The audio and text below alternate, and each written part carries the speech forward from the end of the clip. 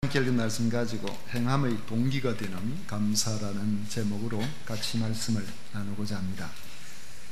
저는 표현이 많이 서툰 사람입니다. 정서가 메말라서 그런 것이 아닌가 하는 생각이 들 때도 있습니다.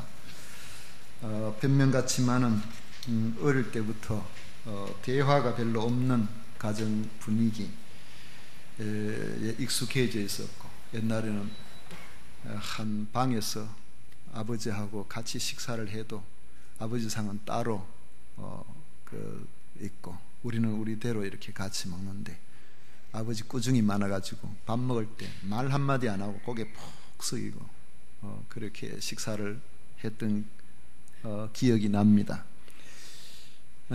또 남자는 말이 많으면 안 된다, 입이 무거워야 된다, 그게 남자답다, 이런 이야기를 우리 어머니로부터 하도 많이 들어가지고 아마 아버지 잔소리 때문에 그랬던 것 같아요.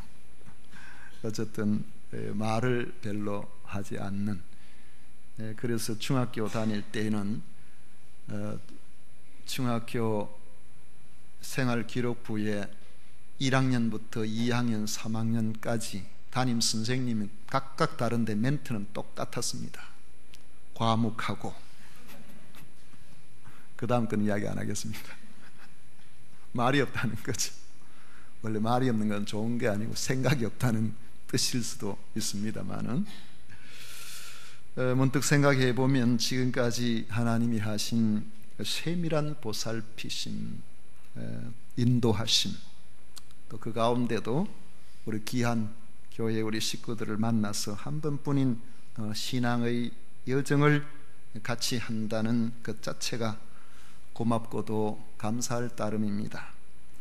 특히 맡겨진 이 일에 묵묵히 감당해 주시는 분들께 깊은 감사와 존경의 마음을 늘 가지고 있습니다. 냉수 한 그릇 대접하는 것도 알아주신다고 하신 주님께서 여러분들의 수고를 분명히 알아주시리라고 확신합니다. 오늘 말씀에 보면 예수님의 발에 향유를 분 한 여인이 나옵니다. 무슨 까닭으로 주님의 발에 향유를 부었는지, 그리고 그 여인의 행위를 주님께서 어떻게 보셨는가를 알아보면서 주님이 주신 은혜, 또 그 은혜를 받아들이고 그 은혜에 감사하는 것이 어떤 의미가 있는지를 같이 생각해 보고자 합니다. 시몬이라는 이름의 한 바리새인이 나옵니다. 자기 집에 예수님을 초대했습니다. 식사를 대접하겠다는 것입니다. 식사 초대는 그 자체로 초대하는 사람의 마음이 들어있다고 볼 수 있습니다. 저도 식사 대접을 하든지 식사 대접을 받는 경우가 가끔 있습니다. 식사 대접을 받는 경우는 우리 교우들한테 받는 경우가 있고, 대접하는 경우는 교회 밖에 있는 분들한테 주로 대접을 하는 경우가 종종 있습니다만은, 초대를 받으면은 왠지 마음이 설레고 기다려집니다. 음식도 음식이지만은 사람 만나는 것이 좋죠. 만나서 이런저런 이야기하는 것이 좋습니다. 음식이야 또 이야기하다 보면은 이런 음식이든 저런 음식이든 상관없이 그냥 함께 만나서 이런저런 이야기를 나눌 수 있는 것은 참 우리에게 주신 하나님 주신 또 다른 행복이라고 생각됩니다. 우리는 사이가 안 좋은 사람과는 가급적이면 식사를 안 하고 싶어 하죠. 불편하기도 하고 음식이 잘 넘어가지도 않으려고 합니다. 그래서 될 수 있으면은 피하고 싶습니다. 당시 바리새인 중에는 예수님을 안 좋아하는 이들이 많았고, 예수님도 겉은 잘 믿는 척하면서 속은 그렇지 않은 이런 외식하는 바리새인들을 별로 좋아하지 않으셨습니다. 그런데 시몬이라는 바리새인이 예수님을 식사 자리에 초청하였던 겁니다. 시몬이 다른 사람들과는 달리 예수님께 호감을 갖고 있었는지, 아니면은 흠을 잡기 위해서 그랬는지, 그저 예수님 말씀을 한번 들어보고 나름대로 판단해 봐야 되겠다는 이런 생각을 가지고 있었는지 잘 알지는 못하지만은, 그러나 어쨌든 긍정적인 생각으로 식사 자리에 초대한 것은 아닌 것 같다는 것이 우리 전체 문맥에서 느껴지는 바입니다. 그러나 예수님께서는 그 시몬의 초대를 기꺼이 받아들이시고 그 집으로 가셨습니다. 그런데 그 자리에 예수님이 오신 것을 알고 찾아온 한 여성이 있었습니다. 그 여성은 동네 사람들로부터 죄인으로 낙인 찍힌 사람이었습니다. 당시 유대 사회에 통상적으로 여성에게 죄인이라고 그렇게 할 때는 그 여성이 거의 창녀라는 것을 의미합니다. 바리새인 시몬이나 그 여인이 창녀라는 사실을 아는 동네 사람들은 초대하지 않는 사람이 왔을 때 얼마나 당황스럽고 언짢았겠습니까? 그러나 사람 앞에 아무리 마음에 안 드는 사람이라고 하더라도 보통 다른 사람과의 관계의 인격적인 그런 부분들을 생각하는 사람은 대놓고 뭐라고 하진 않죠. 왜 왔느냐고 하면서 나가라고 그렇게 쫓아내지는 않죠. 그 여인은 향유를 담은 옥합을 가지고 왔는데 예수님이 앉아 계신 발치 곁 뒤쪽에서 눈물을 흘렸습니다. 발치 곁 뒤쪽에서, 발치 곁에서 눈물을 흘렸다고 했는데 뒤에서 눈물을 흘린 것, 그럼 우리 생각해 보십시오.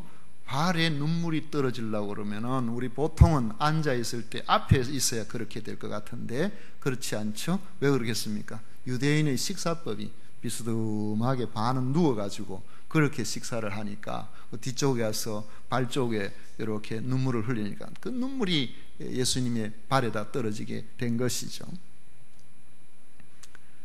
예수님의 발에 아마도 그냥 한두 방울이 아니라 눈물이 하염없이 떨어지는 것 같습니다. 눈물이 떨어지는 것을 보고 자기의 긴 머리털로 그 발을 닦았습니다.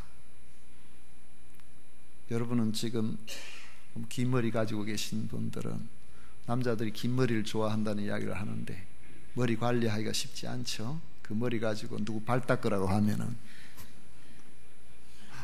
아마 큰일 날 소리로, 요즘으로 말하면은 그게 뭐 또 다른 또 제목으로 또 걸릴 수가 있습니다.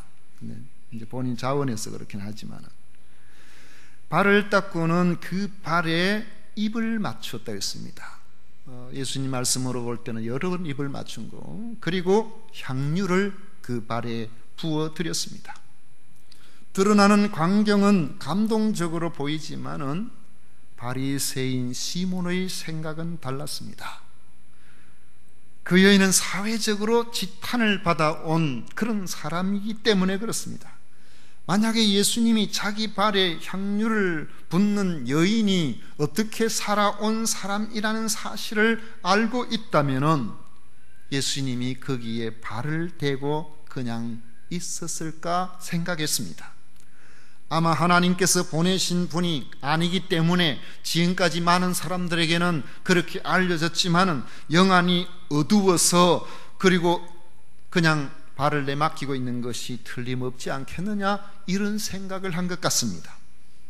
39절에 보면 예수를 청한 바리새인이 그것을 보고 마음에 이르되 이 사람이 만일 선지자라면 자기를 만지는 이 여자가 누구며 어떠한 자 곧 죄인인 줄을 알았으리라 하거늘. 예수님께서 바리새인이 이 시몬이 무슨 생각하고 있는지를 다 알고 계셨기 때문에 그에게 말씀하셨습니다. 시몬아, 내가 너한테 할 말이 있다. 선생님 말씀하십시오. 돈을 빌려준 어떤 채권자가 있는데 그 채권자에게 빚이 진 채무자 두 사람이 있었단다. 한 사람은 500데나리온의 빚을 졌고 또 한 사람은 그것의 10분의 1인 50데나리온의 빚을 졌단다. 그런데 두 사람 모두가 너무나 가난해서 그 빚을 갚을 여력이 없다는 것을 그 채권자가 알고 불쌍한 마음이 들어서 두 사람의 빚을 다 안 갚아도 되도록 면제해 주었단다. 그렇다면은 빚을 탕감받은 그 채무자 두 사람 가운데 어떤 사람이 그 채권자를 더 사랑하겠느냐, 더 감사하겠느냐, 그렇게 물어보신 거죠. 시몬이 대답하기, 제 생각에는 많이 면제받은 사람이 그럴 것 같습니다. 예수님 말씀하시기를 네 판단이 옳구나 그랬어요. 그리고는 그 여인을 돌아보시면서 덧붙여서 말씀을 하셨습니다.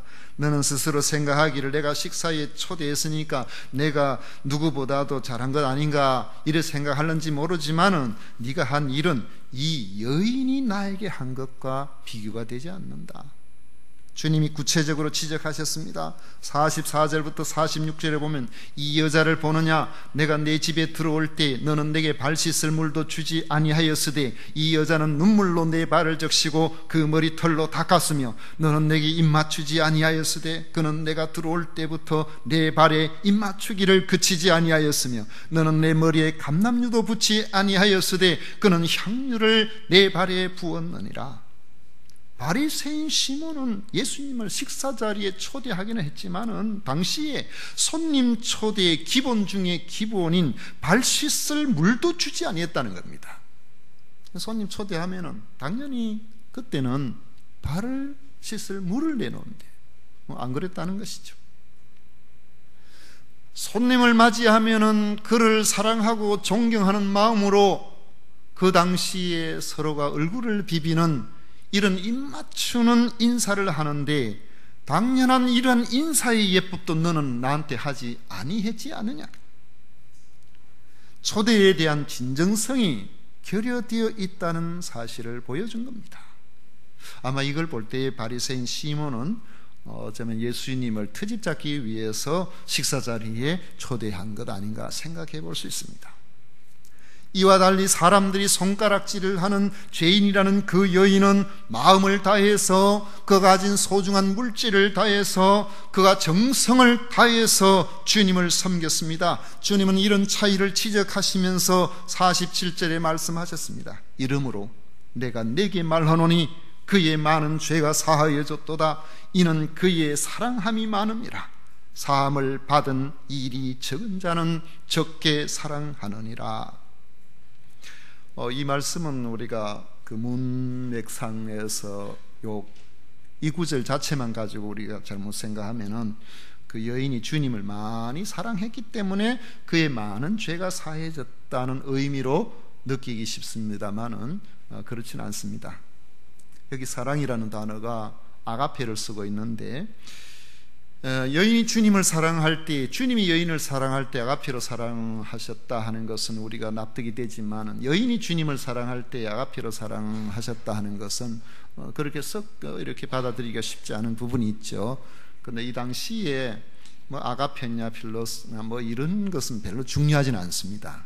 왜냐하면 에로스를 제외한 다른 사랑의 단어는 그저 막 섞여서 쓰는 그런 때거든요. 예전에 고급 헬라어에서는 그렇지 않았는데 이때는 실용 헬라어였기 때문에 그렇게 이렇게 막 선명한 구분은 물론 가지 않았습니다. 다만 히브리어나 아람어에서는 감사라는 단어가 따로 없습니다. 감사라는 단어가 따로 없이 사랑이라는 단어가 감사라는 의미도 쓰이고 찬양이라는 말도 쓰이고 축복하다는 뜻으로도 쓰이고 이 사랑이라는 말이 여러 부분으로 이렇게 같이 쓰여진 아람어나 히브리어에서는 주로 그렇게 많이 쓰여졌는데 아마 여기에서도 이 사랑을 사랑이라고 해도 의미는 통하는데 감사라고 생각을 하면은 더 의미가 잘 통할 것 같습니다. 42절에 보면은 갚을 것이 없으므로 둘 다 탕감하여 주었으니 둘 중에 누가 그를 더 감사하겠느냐. 그를 한 사랑이라고 해서 그를 했는데 누가 그에게 더 감사하겠느냐. 47절에 보면 사함을 받은 일이 적은 자는 적게 감사하느니라. 사랑하느니라. 감사하느니라. 동네 사람들은 여인의 과거를 알고 있기 때문에 창렬하고 손가락질하고 있지만은 그 여인은 자신의 죄가 얼마나 큰가를 알고 있고 어떤 계기에 주님을 만난지는 주님의 말씀을 들었는지는 모르지만은 그가 주님의 말씀을 듣고 주님 앞에서 자기의 큰 죄를 사함받았다는 사실을 알게 된 것입니다. 그것이 너무나 감사하여, 그것이 너무나 감격하여 눈물로 예수님의 발을 적시고 머리털로 닦으면서 어쩌면 그의 제대로 된 유일한 귀중한 재산일 수 있는 그 향유를 예수님의 발에 아낌없이 부어드렸던 것입니다. 오늘 우리 그리스도인들의 삶이 불신세계에서 본이 되지 않는다는 이야기를 자주 듣습니다. 저는 그러나 진실한 성도들은 그렇지 않으리라고 봅니다. 우리 교회의 식구들도 나아가서 그가 처한 직장이나 여러 환경이나 우리 가족들이나 여러 상황에서 예수 믿더니만 참 다르다, 예수 믿는 사람 우리하고는 좀 다르다, 저는 여러분들이 그러한 이야기를 많이 듣고 계신 줄로 믿습니다. 그러나 만약에 다른 사람들이 그리스도인을 향하여서 예수 믿어도 뭐 별 수 없네, 그렇게 이야기를 한다면은 구원받아서 새 사람이 되었다는 우리들에게서 별로 변화된 모습, 주님을 닮은 모습이 보이지 않는다면은 그것이 무엇 때문이겠습니까? 그 까닭이 어디에 있겠습니까? 바로 우리가 무언가를 하는 우리 행위의 동기가 문제가 있기 때문에 그렇습니다. 하나님이 탕감해 주신 죄의 값이 얼마나 큰지, 그 죄의 값을 치루어 주신 하나님의 사랑이 얼마나 대단한지를 알지 못하기 때문에 진정한 사랑, 진정한 감사가 없는 것입니다. 진정한 감사가 없으면은 우리의 삶이 변화가 잘 일어나지 않습니다. 진정한 감사가 없으면은 우리는 잘 달라지지를 않습니다. 아이들 보면은요, 어릴 때 간혹 철없는 아이들이 그 집에 사는 형편이 별로 그렇게 썩 좋지도 않은데 군것질을 특히 많이 하는 아이들이 어릴 때 보면 친구들 중에 있어요. 집에 가보면 참 살기가 어렵고 딱한데 어떻게 그런가? 맨날 부모 속이는 거예요. 지갑에서 돈 가져오고, 학교에서 그럴 일이 없는데도 학교에서 돈 가져오라는 돈보다 더 많이 이렇게 꾸며가지고 그래 받아와가지고, 그래 그거 가지고 오가면서 다른 일을 하고, 그렇게 하는 친구들이, 여러분 웃는 분들 보니까 자기가 그랬던지 옆에 친구가 그랬던지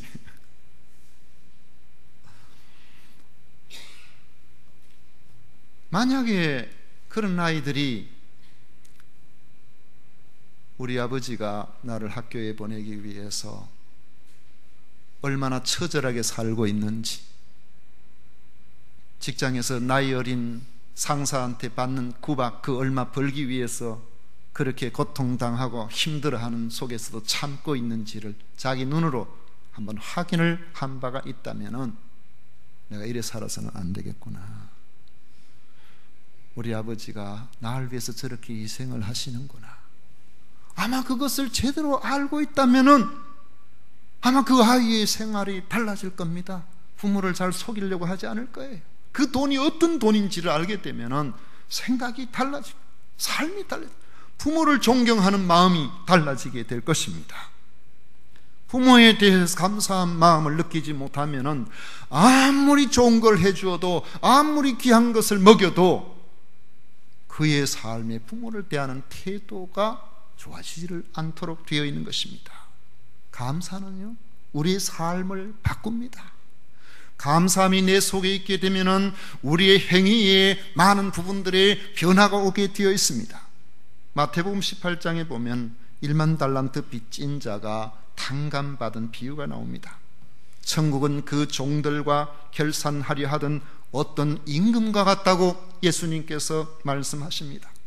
빚을 갚아야 천국에 들어갈 수 있기 때문에 반드시 빚 결산을 해야 한다는 것입니다. 그 빚은 죄의 빚입니다. 죄값입니다. 그 죄값을 다 갚지 않고서는 천국에 들어갈 수가 없다는 것입니다. 주님은 비유를 통해서 죄인의 죄값을 1만 달란트 빚진 자라고 했습니다.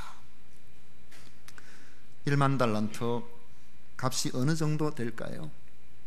어떤 분이 친절하게 계산하기를 한 사람이 평생 동안 40년간을 일할 수 있는 기회가 40년이라고 하고 40년간 단 하루도 쉬지 않고 그렇게 벌어서 단 한 푼도 쓰지 않고 돈을 모은 것을 2750번을 해야 된다 그래요. 제가 계산을 해봤습니다. 일용직으로 한 하루에 10만 원을 벌어가지고 365일 벌고 40년간 그렇게 해서 2750번을 하게 되면은 얼마쯤 될까 해보니까 5조 5천억 정도가 되더라고요. 5조 5천억 같은데 뭐 조라니까 그게 뭔지 우리는 뭐 그게 밥에 넣어 먹는 뭐 곡물인지 별 감각도 없습니다. 제가 이 말씀을 달란트라고 했기 때문에 그 달란트는 금 한 달란트를 이야기하거든요. 1만 달란트를 이야기하니까 금 시세가 어떤가 싶어가지고 인터넷으로 확인을 해보니까 오늘 15일이죠. 6월 12일자 날짜로 금 한 돈을 사는데 16만 6,500원입니다. 16만 6,500원인데 금값이 조금 내린 것 같아요. 그래가지고 달란트로 16만 6,500원을 제가 환산을 1만 달란트 환산을 해보니까 약 15조 원이 되는데요. 한 15조 원. 15조 원이 어느 정도 되는가? 우리나라에서 제일 부자는 가진 재산이 얼마나 될까? 제일 부자로 하니까 우리나라에서 누가 제일 부자 같습니까? 네? 이건희 회장 지금 사경을 헤매고 있는데 참 안타까운 일인데 데이터를 내는 거 보니까 한 13조 원 정도 된다 그래요. 13조 어마어마하죠. 그런데 천국 가기에는 좀 모자라네. 15전 1만 달란트라는 것은 어마어마한 액수를 이야기합니다. 그냥 주님께서 비유로 드신 것이지 빚 갚으려고 해서 갚을 수 있는 우리의 한계가 전혀 아니라는 것을 지금 말씀하고 있는 것이죠. 1만 달란트 빚을 졌다는 것은 갚을 능력이 전혀 없다는 것을 의미합니다.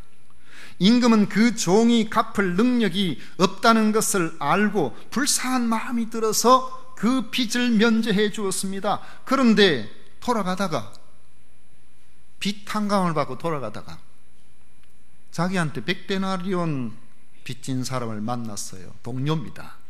100데나리온 같으면 한 1,000만 원 정도 된다고 봅니다. 갑자기 그 사람 멱살을 딱 잡더니만은 니 빨리 내 돈 갚아라. 내 돈 갚아라. 여보게 조금만 기다려주게. 내가 열심히 일해서 내가 그 돈 꼭 갚겠네. 여러분 1,000만 원 정도 같으면은 우리가 열심히 노력하면은 갚을 수도 있잖아요. 그런데 갚겠다고 하는데도 불구하고 기어코 그 사람을 끌고 가서 감옥에 갖다 넣었습니다. 아주 매정한 사람이죠. 자기는 갚을 길이 없는 모든 빚을 다 면제받아 놓고 자기 동료는 조금만 참아주면 갚을 수도 있는데 그까지도 참지 못한 매정함이 이 사람에 있었다는 겁니다. 왜 그랬을까요? 이 사람은 자기가 지금 자기의 빚을 갚아준 바로 그 은혜가 얼마나 큰지를 이 사람은 몰랐던 거예요. 그 빚을 갚지 않게 되면 자기가 어떻게 되는지 거기에 대해 별 관심이 없었던 겁니다. 예수님께서는 바리새인 시몬에게 분명히 말씀하셨습니다. 너와 달리 이 여인이 내게 행한 모든 행위는 죄 사함에 대한 감사함이 많은 까닭이란다. 죄 사함 받은 감격이 적은 사람은 적게 사랑하게 돼 있단다. 그러시면서 그 여인에게 내 죄 사함을 받았느니라 하시면서 공식적으로 죄 사함을 선언하셨습니다. 성도 여러분, 하나님의 다스리심 안에 있는 사람의 모든 행위의 동기는 우리가 하나님의 은혜를 알고 그 은혜가 얼마나 큰지를 깨닫는 데서부터 시작된다는 사실을 우리는 기억해야 됩니다. 내 죄를 사하시고 구원하신 하나님의 은혜를 진정으로 경험한 사람은 감사할 수밖에 없는 겁니다. 주님, 오늘 이 말씀의 번역대로 이야기한다면 주님을 사랑할 수밖에 없는 것입니다. 그 죄사함의 은혜가 감사하면 우리 속에 죄를 넣어 둘 수가 없습니다. 내 죄를 사하신 그 은혜가 얼마나 큰데, 내가 또 실수나 내가 또 약해서 죄를 짓게 되면 하나님 앞에서 하나님께서 허락하신 그 죄의 용서가 너무 크기 때문에 그 은혜를 생각하니까 가만히 넣어둘 수 없어서 얼른 하나님 앞에, 하나님, 제가 잘못했습니다. 제가 주님 날 위해서 십자가 지신 그 십자가를 제가 욕되게 했습니다. 회개의 동기가 되는 것입니다. 세상은 지위와 권세를 추구하지만 주님이 나를 섬기기 위해 오셨다는 사실을 알고 마음의 그 속에서 감사가 우러나게 되면은 주님께서 나 같은 것을 섬겨주셨는데 나도 주님을 섬기는 마음으로 나와 함께하는 이들을 섬겨야 되지 않겠는가? 섬기는 삶의 동기가 되는 것입니다.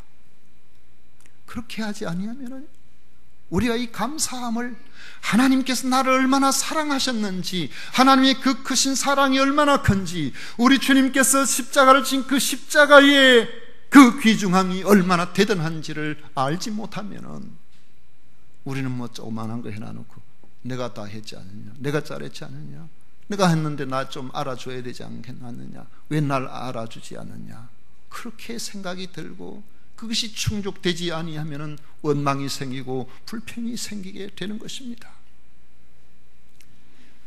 사람들은 저 사람은 성도라 하는데 왜 저렇게 잘 변화가 오지 않는가, 이러한 의문이 생긴다면은 그가 예수님의 십자가 희생을 통해 용서하신 하나님의 사랑에 대한 그 감격이 부족하거나 무뎌졌다라고 생각할 수가 있는 것입니다. 여러분, 자신이 받은 죄에 대한 용서가 얼마나 큰지, 그 용서받음에 대한 감격과 감사를 회복하시기를 축원합니다. 하나님께서 우리를 너무너무 사랑하셔서 자기 독생자를 죽음에 내어주시기까지 우리를 사랑하신 것입니다. 이 감사를 회복하게 되면 주님을 향한 우리의 삶이 달라집니다. 이웃을 향한 우리의 삶이 달라지게 됩니다. 우리가 새로운 피조물이 되었음을 세상이 알게 될 것입니다. 주님이 여인에게 친히 내 죄사함을 받았느니라, 내 믿음이 너를 구원하였으니 평안히 가라 하시는 이러한 확증을 감사로 나아가는 여러분들이 얻게 될 것입니다. 이런 은혜가 함께 하시기를 축원합니다. 기도하겠습니다. 고마우신 아버지 하나님,